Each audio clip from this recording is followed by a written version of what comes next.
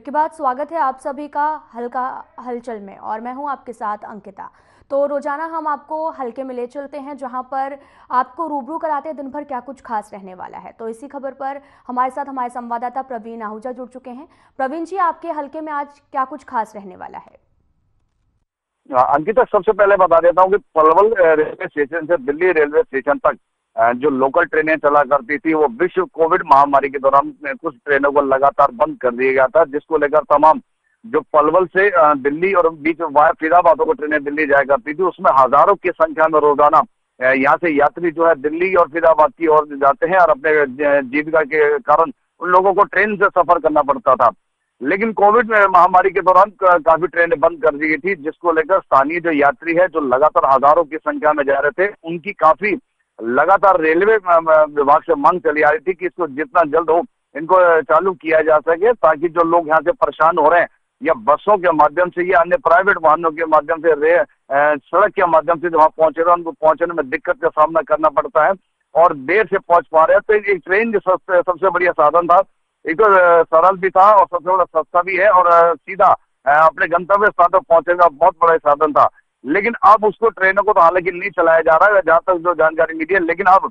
Railway मंडल के जो है ADRM राजेंद्र सिंह ने कल पूरी टीम के साथ पलवल रेलवे स्टेशन के परिसर में आकर निरीक्षण किया है। वहां जो कमियां पाई गई थी उनकी गहनता से जांच भी करी है और अधिकारियों को तत्काल आदेश भी दिया कि यहाँ पर अब जो है कायाकल्प होनी है, स्टेशन का काफी नया रूप दिखाई देगा, काफी कुछ बदलाव किया जाएगा। वहां पर कुछ चीजें वहां से बदलाव करने की भी वहां पर मौके पर आदेश दिए गए और ये भी कहा गया है कि यहाँ पर अगर आने वाले लोगों को मुख्य मार्ग से जो भी स्टेशन की तरफ आता है उनके लिए जितना रास्ता खुला होगा ताकि लोगों को आने में किसी प्रकार की परेशानी का सामना न करना पड़े, तो तमाम हम चीजों को लेकर निरीक्षण किया है और तत्काल अधिकारी को आदेश दिया। और काफी कुछ पलवल का जो रेलवे स्टेशन है, यूं कहते हैं कि केंद्र सरकार भी काफी प्रयास करी कि तमाम रेलवे स्टेशन को बेहतर और अच्छा बनाया जा सके। तो उसी की प्रक्रिया के चलते हुए पलवल का जो रेलवे स्टेशन है अब आने वाले समय में एक नए रूप से दिखाई देगा, जो कि एक अच्छा मिसाल बताई जा रही है और इसको लेकर अभी से तैयारियां शुरू कर दी गई। वहीं आपको बता दें कि हरियाणा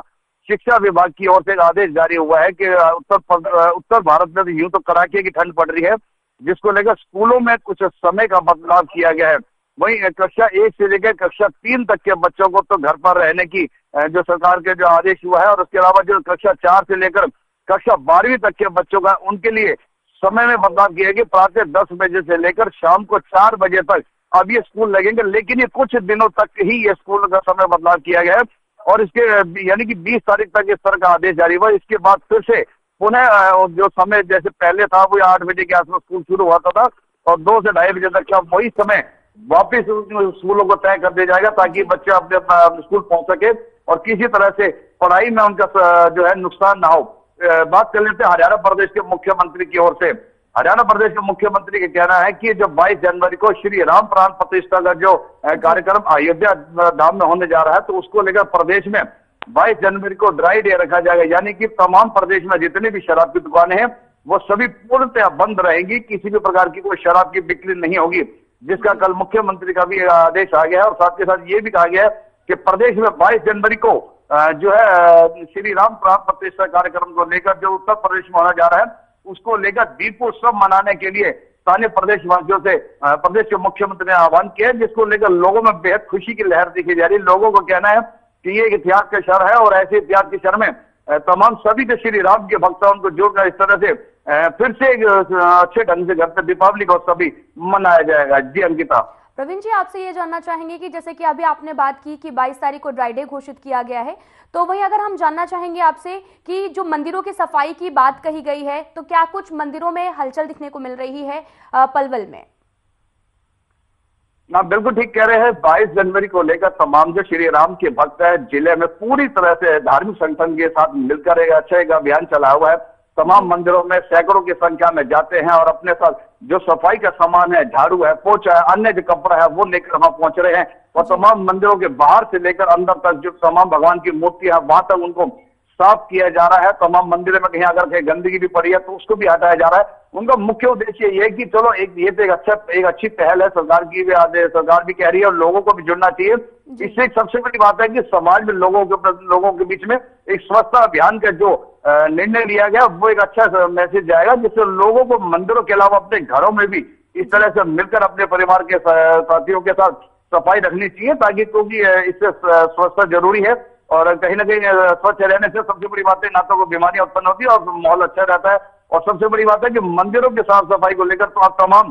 जितने भी संगठन है, जितने भी श्री राम जी के भक्त है, वो पूरी तरह से तमाम जिले के मंदिर है वहां जाकर इस तरह से अपनी सेवा यूं कहे कि श्रमदान की तरह मिलकर श्रमदान दिया जा रहा है। उनका कहना है कि 22 जनवरी को जो श्री राम प्राण प्रतिष्ठा कार्यक्रम तो उत्तर प्रदेश में होगा, लेकिन अगर इसी तरह से सभी संयुक्त रूप से मिलकर तमाम मंदिरों में साफ सफाई रखेंगे तो सभी के लिए एक अच्छा संदेश भी जाता है। जी अंकिता। प्रवीण जी, आपसे ये भी जानना चाहेंगे कि लगातार जो सर्दी है वो बढ़ती जा रही है, तो पलवल में अभी क्या हाल है और क्या कुछ समस्याएं देखने को मिल रही हैं?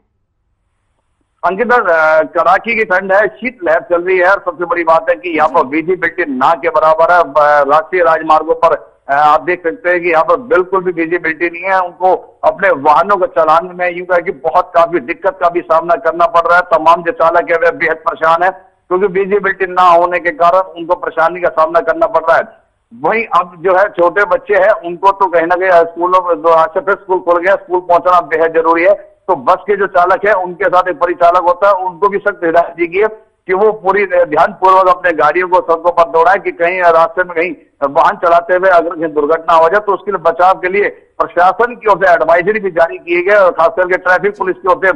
लोगों को आगाह भी किया जा रहा है, जागरूक किया जा रहा है कि वो अपने वाहनों की जो गति है वो बिल्कुल धीमी कर चले और अपनी जो लाइटें है हेडलाइट वो भी जलाकर चले, पार्किंग इंडिकेटर है उनको भी जलाकर रखे, क्योंकि आगे और पीछे चलने वाले वाहनों को एक दूसरे की पूरी जानकारी होना चाहिए। और सबसे बड़ी बात है कि आप अपनी आगे वाली गाड़ी अगर आपको दिखाई देती है तो अपनी एक कम से कम दूरी बनाकर रखे, ताकि कहीं पीछे से या आगे से गाड़ी आ रही है तो उनका बचाव होना बेहद जरूरी है। तो इस तरह को लेकर ट्रैफिक पुलिस की ओर से पूरी एडवाइजरी भी जारी की जा रही है कि वो अपना खुद का भी ध्यान रखे और जहां रास्ते में कोई दुर्घटनाग्रस्त वाहन खड़े तो उनके आसपास कहने के रिफ्लेक्टर टाइप या कुछ ऐसा लगना चाहिए ताकि पीछे से आ रही गाड़ी को उसको जानकारी मिल सके कि यहाँ पर एक दुर्घटनाग्रस्त वाहन खड़ा तो उससे बचाव करके अन्य गाड़ियां वहां से निकल सके ताकि लोगों को कोई दिक्कत का सामना न करना पड़े। जी अंकिता। प्रवीण जी, आपका बहुत बहुत धन्यवाद कि आपने काफी जानकारी दी है।